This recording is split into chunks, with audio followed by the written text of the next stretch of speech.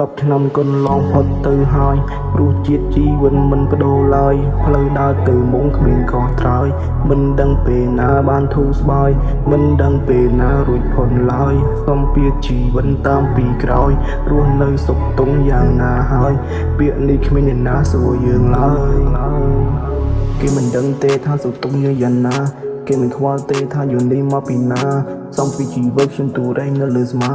មានរឿងជាច្រើនតែខ្ញុំត្រូវពឹងអ្នកណាមិនអាចពឹងអ្នកណាមិនតែពឹងលើខ្លួនឯងកញ្ចក់ដែលមិនស្អាតមិនអាចឆ្លោះគឹងជាស្ដែងផ្លូវដែលខ្ញុំដើរគឺវាសឹកតែអំបែងចង់ត្រឡប់ទៅជាក្មេងដែលជួយចិត្តបង្ហោះខ្លាំងមានមនុស្សល្អ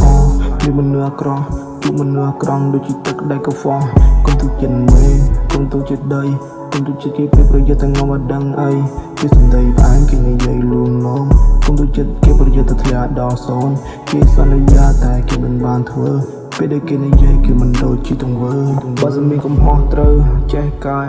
អ្នកណាគេក៏មានកំហុសដែរនៅលើโลกនេះមានមនុស្សច្រើនណាស់អ្នកណាក្រក់ក៏យើងមិនដឹងដែរមិនអាចមើលដឹងពីតម្លៃនៃជីវិតរស់នៅមិត្តភាពរួមរត់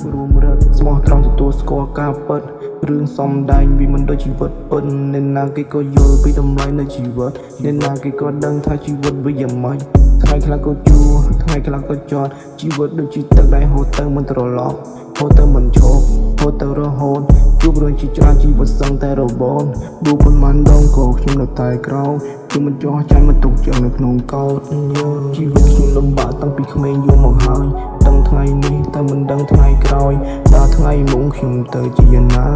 សំណួរនេះតើខ្ញុំត្រូវសួរអ្នកណាមិនអាចសួរអ្នកណាមិនតែយើងសួរខ្លួនឯងមិនគួយមកកញ្ចក់សំឡឹងមើលមកខ្លួនឯងផ្លូវមួយនេះគឺវាសឹកតែអំបែងគេទុកសំដីយើងដូចជាខ្យល់បង្ហោះខ្លែង